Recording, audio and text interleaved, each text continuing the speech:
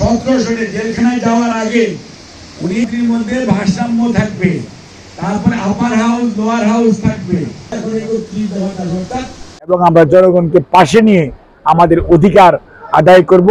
আর সেই সাথে তত্ত্বাবধায়ক সরকারও আশা করি দ্রুততম সময়ের মধ্যে জনগণের আশা আকাঙ্ক্ষার প্রতিফলন ঘটিয়ে জাতীয় নির্বাচনের ব্যবস্থা করবে, যার মাধ্যমে জনগণের সরকার প্রতিষ্ঠিত হবে।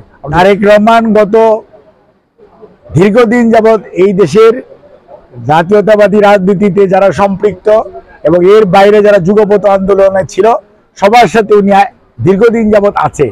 আন্দোলন সংগ্রামে এই বিএনপি 17 সনে বেগম খালেদা জিয়া আমাদের চেয়ারম্যান ভিশন 2030 উপস্থাপন করেছিল এবং তারেক রহমান 2022-এর ডিসেম্বর মাসে 27 দফা সংস্কার কর্মসূচি উপস্থাপন করেছিল এবং জুলাই 2023-এ সকল বিরোধী দলের সম্মিলিত উপস্থাপনা ছিল 31 দফা সংস্কার কর্মসূচি। অর্থাৎ তারেক রহমান সবসময় জনগণের পাশে ছিল এবং আছে, এবং আপনারা দেখতে পাবেন অতি দ্রুততম সময়ে ইনশাআল্লাহ উনি জনগণের নেতা, জনগণের মাঠে আসবে এবং ওনার নেতৃত্বেই আগামী দিনে গণতন্ত্র পুনঃপ্রতিষ্ঠা শুধু নয়, এই বাংলাদেশে জনগণের আশা আকাঙ্ক্ষা, জনগণের ম্যান্ডেট নিয়ে সরকার প্রতিষ্ঠিত হবে।